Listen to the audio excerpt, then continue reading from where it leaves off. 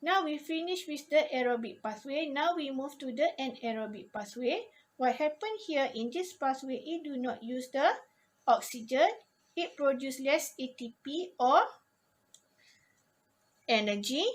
There are two fermentation ways. First is the alcoholic fermentation.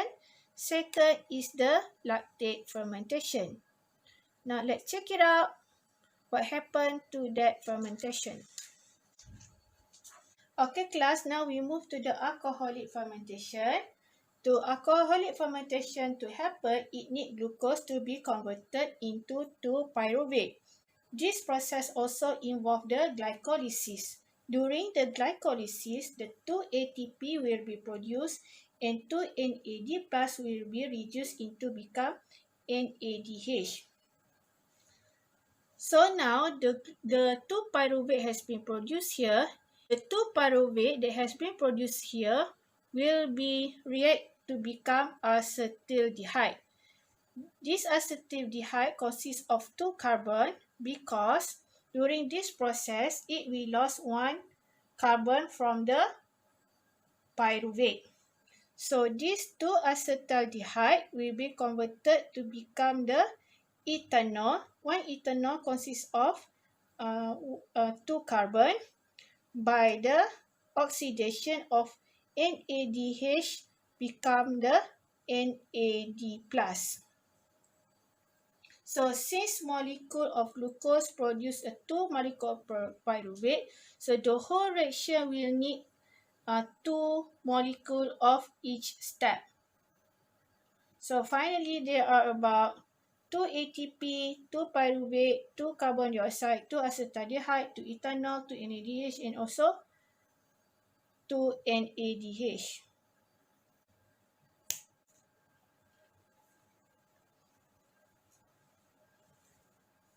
So finally, this is the lactate fermentation.